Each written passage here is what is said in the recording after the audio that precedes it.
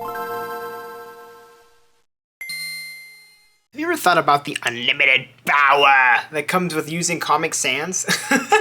Because Comic Sans is like that's such a font, and golly gee, I don't even know what you could really say about it other than it sure is the font of all time, the font of all time. Anyways, hello everybody, this is That Manga Dude, and welcome to a very special episode of the first volume impressions. This is going to be going back to my roots, where I'm only going to do one volume this time around, and it's not even a manga, so it's gonna be a really interesting video. It's gonna be a full review for a manhwa that I just read, and is one of my fiance's favorites, one that she has been super hyped up for ever since it got announced. So yeah, let's get started right now. So first, releasing in February 2019 on Webtoon and getting its English debut print release in July of 2024 from Ise Press, we have ourselves Your Letter from Hyeon A Cho. So let's talk about who worked on this really quick. There isn't a lot of information per se, though we have translation from Webtoon and lettering from Abigail Blackman. And now let's talk about this cover and spine because it is gorgeous. You don't normally see such a beautiful release, but man, just like, gotta give kudos to Ise Press. They really killed it with this release. It's a really gorgeous cover and spine that flows from back to front cover, or front to back cover along with the spine as well. Beautiful colors. It just looks great. It has a nice shine to it. Perfect matte for that. The font looks super cool for like the title itself. The title is also similar here, and just like really great color design, color choices. Obviously, that goes kudos to the original artist for creating this as well. But man, it looks so good. They printed it so well. Some of the inserts are absolutely gorgeous as well. But we're not gonna talk about those just yet. I'll talk about those while we're talking about the art, because I think that's also a part of this. But yeah, let's jump into the first part where I'm going to talk about the characters. So I actually have a lot of information about the characters, so I hope you're excited to hear everything I have to say. And please bear in mind, I tried my best to learn how to pronounce all of these things. I don't know if I'm going to be able to pronounce them perfectly, but I did look up pronunciations, so hopefully I do them justice. So first we have ourselves Sori Lee. She is the female lead of the series. She's a quieter girl with a strong curiosity, and she has a lot of issues that stem from her previous school, and her character struggles mostly with the idea of doing what's right versus going with the flow and the consequences of both of these actions. So I'm going to go more into it during the story, but this makes a lot more sense as I talk about the story. But I really love her character, and I really appreciate the development that her character goes throughout this volume. It feels very real, very raw. It feels like a character that you can empathize with easily, just because it feels like it almost feels like this that the author lived this at some point and was able to incorporate so many different things that I feel like only a person who has experienced this or has done a lot of research into it. And it's just, man, Sori Lee is such a beautifully written character. I love her a lot. She's super easy to root for, and yeah, just overall a great character, and gotta love it how she develops. Like I said, especially with her character development, it's just absolutely fantastic. Now we have ourselves our other character. His name is Dong Soon Park. This is gonna be this guy right here. He is the eventual male lead of the series. This makes more sense when you read it, but he's also quiet like the main character and is part of the archery club. As we come to learn his backstory, we learn about his struggles with anger management and standing up to his bullies, which we get to see him learn how to navigate these difficult times. This is especially true with one of the chapters specifically. I won't mention it because I don't want to try to be as spoiler-free as possible. It's going to be a little bit difficult, but just know that the way that he, I guess, learns how to manage his anger, learns how to stand up to his bullies, and learns how to control himself more, is just, once again, written extremely well. It feels super real, and just, it's just so understandable to it's so understandable to be like in his shoes, and the way that he reacts to the things that happens to him. I'm like, yeah, I'd probably do the same thing. So like, you just have to applaud the character work. Hyeon A Cho really killed it with that kind of stuff. Like, all of the characters are very well written. And I haven't even finished talking about the characters. We have ourselves the third character here. This is Hyeon Chung. He's this mystery letter writer, which this makes a lot more sense like I said, when we talk about the story and or when you decide to read this. But he's a rather rambunctious person who loves to support and help people. He's super caring and lovable, and I love how his character also grows, even though we really only catch glimpses of his character throughout the story. We get him in flashbacks, we get him his character through the letters that he writes. So overall, I think it's a really interesting interpretation to be able to create a character who you never really truly see that much throughout this this entire volume. So you know, very well done. And that's not even mentioning there are some other characters as well that I wanted to just give a shout out. I didn't give a full section for, but their names are Jimin and Suni Kim. Jimin is one of Sori Lee's former classmates, and yeah, I just love how her character is written and how she kind of comes back into the story later, which is great. And then Suni Kim, she is the security officer who runs the garden on the campus that they are at, and she's just awesome, a very motherly figure, and really just cares about students, even if the students, some students are very mean to her in various ways, but I just love her character. She's great. Alright, coming into the story. So, I have written a pretty long paragraph, so I'm going to talk about the story as concise as possible, but Sori Lee has just moved back to her hometown to continue high school after an incident at the academy she was attending left her alone and dejected. Starting at her new school, she finds a letter on the inside of her desk, which provides her a ton of information about her new school and class. The letter also states that another letter can be found if she can figure out the puzzle. So, what I mean by that is, like, it says something specifically, like, specifically with the first letter, this is a minor spoiler, is like coordinates for something, or like kind of like these like numbers that she has to try to figure out what that means, which leads her on to the next letter, and each of the letters kind of has this kind of like puzzle to it. So it's really fun to just be able to read through this story. It's a breeze to read through, but you have also, there are moments where you can pause, just really enjoy the art, and enjoy where the story is going throughout this entire thing. So I cut myself off a little bit, but this leads Sori Lee on a journey of whimsy and fun, but also healing and closure as she learns about the creator of the letters and the lives that they touched. So it's a really heartwarming and lovely story of growing up and building one's view of the world. I think like it's a portrayal of how the characters are kind of figuring themselves out, figuring out what they want out of life even at such a young age, and like what they consider to be right and wrong. You get to watch that get built up, and it's I don't know, you get to see like just how much they struggle with it, especially because they struggle with the idea of doing what's right. Was it right in the first place if it means that they're going to be put down themselves? And it's just it's beautifully written, and it tackles it in such a unique way, and it all really comes back together. It's just so good.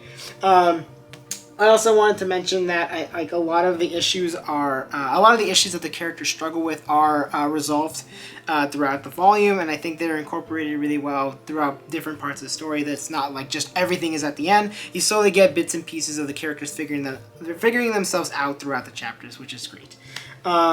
Last but not least, what I want to say specifically is the pacing is great.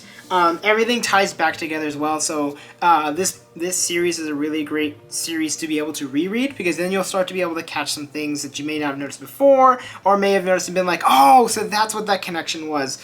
So it's really good at reincorporating things that was introduced at the beginning of the volume or towards the beginning, and then adding that to the end. So overall, this story is fantastic. It's a really great just coming of age story that I can highly suggest to anybody. I mean, just for the story alone, and that's not even talking about the art. Oh my goodness, the art is gorgeous. I mean, if this cover tells you anything you needed to know about the cover, the cover tells you literally everything. This art style is beautiful, it's great, and it translates extremely well to print. I actually pointed out a variety of pages that I want to point out and then talk about the art a bit more. So we're going to start with page 37. I tried to pick pages that don't have a ton of spoilers on them, but first, let's look at this double spread. So we have just a really interesting design where we have the characters mirrored, and this really comes back to because she finds the letter inside of her desk. So like it's kind of cool to see like a reflection of the other character of this mysterious guy who is writing this letter.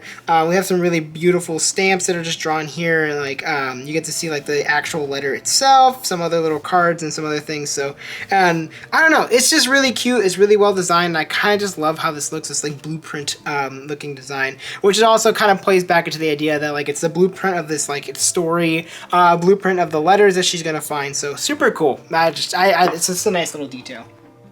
Now going on to page 62, I'm going to move this out of the camera so you don't see anything. Alright, so this absolutely gorgeous page right here. Wow. I mean, the lighting is gorgeous, the flowers look beautiful, the colors pop. Like it's just a really well designed like garden, and especially like the way that it's drawn is super cool. I really like how dark like these top parts are. I don't know what you call them, but basically like the support for the roof, for the greenhouse specifically, and how they slowly get lighter as you move back, so it helps to create a nice sense of depth.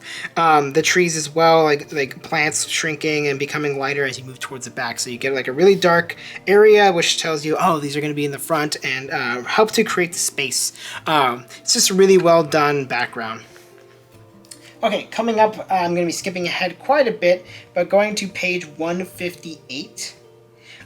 This is actually one of the pages that they shared, the Ise Press shared specifically on their Twitter page, and that is going to be this one here. So this really, really gorgeous little section here, beautiful reflection on the water. I love the lily pads and how they are shown within this art, because it's, I don't know, they help to pop out the water specifically, and they just look really great, especially along with these dark rocks. Helps to push out the lily pads. Our characters obviously in like the in the middle ground, and the background looks really cool as well. It creates a nice like kind of focus onto the characters themselves, but allows you to like proceed around the drawing and just really enjoy what this person has drawn for us. Alright, coming up to the next one, 164 to 165. This one was just an interesting one, and I think it actually translated really well specifically for a book, because as you would know, webtoon is read like scrolling up. So this is really cool that they used the book specifically to create like this kind of like page where this water is being pulled up, and it just looks really cool. I love the design of like the little, whatever you want to call this thing, the teapot, I don't know. But the teapot's got a really nice design. Something I didn't even mention is that the glass work, it looks so good. There's another page where Sori Lee's drinking tea, and like, oh, the glass looks so good. But the water looks great as well, like good little reflection here. Simplifying the design as well, so it's not like overly complicated water, but you know that it is water, which is really great. And coming up, last but not least, we have ourselves page 190, which was the page that I love the most specifically. This page is so flippin' cool, and fantastic lettering from Abigail Blackman. You killed it on this. But wow, this is so cool. The lighting is fantastic. You see the lighting coming off from the train, coming onto the stop sign, as well as like another sign for the rails. How that light is reflecting onto the character, like this like kind of like interesting paintbrush effect that obviously it's digital, but that specific thing, I don't know, it just really draws your eyes to it. The color, like reflections, everything looks great. Obviously the character's pose is like, it's just like stunned, which plays into what's going on within the story itself. Overall, this is just a really, really gorgeous panel, and the colors are fantastic. So overall, the art is super, super duper amazing. I forgot to even mention, I need to show you this. So this goes into specifically the way that Ise Press created this. Ise Press did a phenomenal job of bringing this to print. They put in so many cool little goodies. First off, like this absolutely gorgeous like poster-like thing. It's the full illustration of the cover, so I'm gonna put it here. It just looks really, really good. And then another one as well, coming in over here with some beautiful colors. I'm not even on the screen. But you get to see some of the more beautiful art. I don't want to append it too much because this is not my copy. This is my fiance's copy. So, but absolutely gorgeous art. This as well. This is like the inside. The front like page looks awesome. And then as well as this little thing at the back, it has a little like checkout card, which is like one of the first puzzles / letters that she finds is through a checkout card. So super cool. I'm not gonna pull it out because the last time I pulled it out, I struggled to get it back in because I don't know, I kind of just suck at it, I guess. But overall, Your Letter was an absolutely remarkable read. I loved it so much, and I can completely understand why my fiance loves the series quite a bit as well. I think it's 100% worth a check out. I don't care if you don't like manhwa. I don't care if you read comics at all. I think this is a worthwhile read for any age, any person really.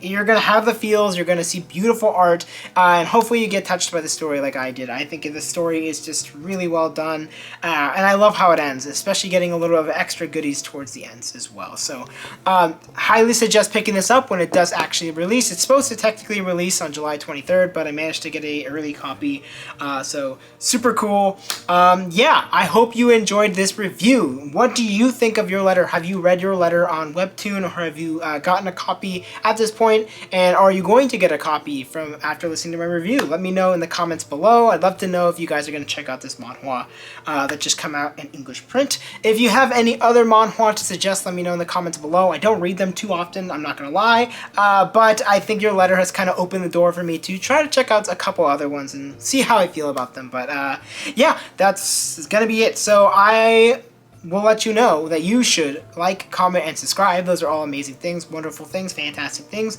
and I appreciate it whenever you do that and show your support. You're awesome. Or if you want to get these videos a little bit early, and I think, funny enough, I will be opening up my next membership tier as well. But you can join my membership if you want to get videos early. Thank you to Reg C. Lee for doing that. As I was going to say, I'm going to be unlocking a new tier, which is probably going to sit around $5, but they're going to be member-exclusive videos there. The first video I hope to have recorded probably sometime this week and have it out, we'll see, maybe Sunday as well. But it will be member-only. So if you're a member, if you're a member at that tier, you will have a chance to check out a cool video where I will be talking about specifically the nominations for the American Manga Awards, because I thought it was really cool, but I kind of didn't really have the time to be able to put out a video within a reasonable amount of time. So I think it'd be really cool to just have it for the members who want to hear me blab about my opinions on who I think is going to win, and do I think some things got snubbed. I guess we'll have to see. But yeah, that's going to be it for this video. So thank you for watching. I'll see you in the next one. Bye-bye.